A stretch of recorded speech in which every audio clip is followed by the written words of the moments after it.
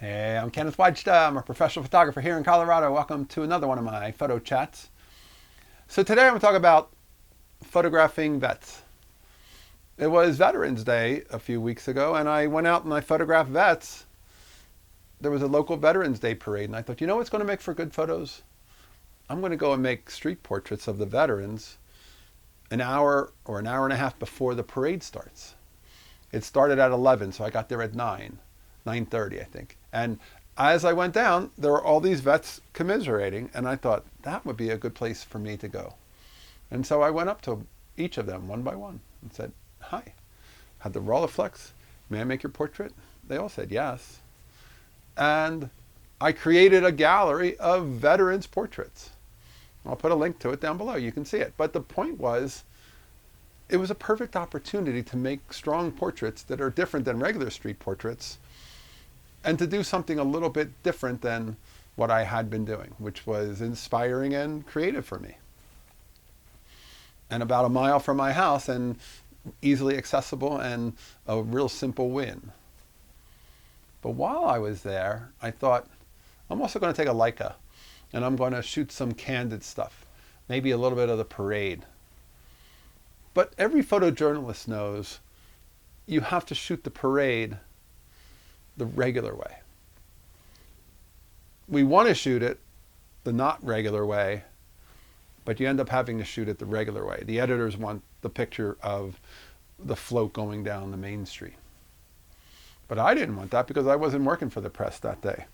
So I brought a Leica M2.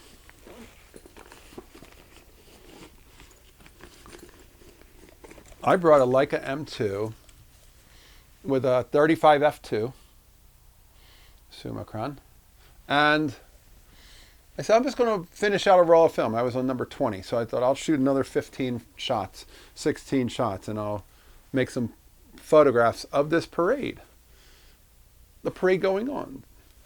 I ended up shooting 2 rolls of film at the vet portraits, so I ended up with 24 frames. But then I had no more film with me. I only brought 2 rolls with me, and I thought, you know what?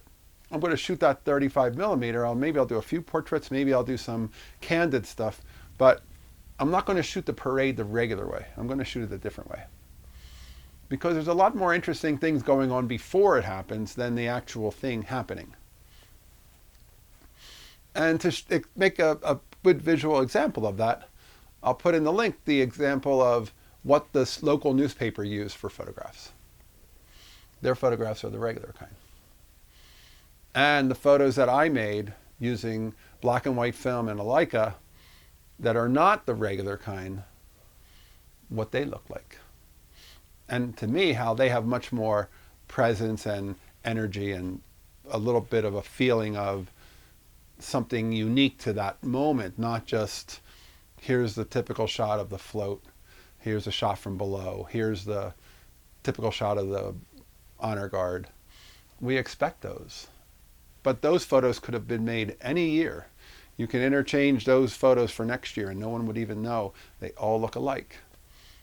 The best part of most events is before or after the event. If you're at a concert, yeah, you can get a great concert photo, but the best photos are before the event and after the event backstage when people are being real. When you think about rock stars and they're not quite out there and they're just kind of getting themselves together. When you can get access to something that's a little bit special, a little bit outside of the regular way, you can get some really good stuff.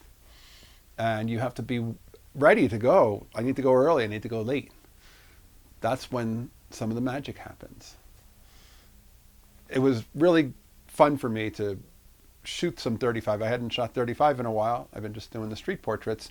And there's a different look to the feeling of these kind of photographs than there is to when I shoot the Rolleiflex. There's a different feeling because 35 millimeter is smaller, so it feels a little more gritty. And it's still perfectly sharp, but it has different feeling to it. It doesn't have the smooth tones of 120 film, but it's beautiful film. And it's still HP5 I'm using. And I ended up really enjoying what I made with that. And it inspires me to go, you got to shoot more small little events like this on 35 because there's something about the look of 35 for candid stuff.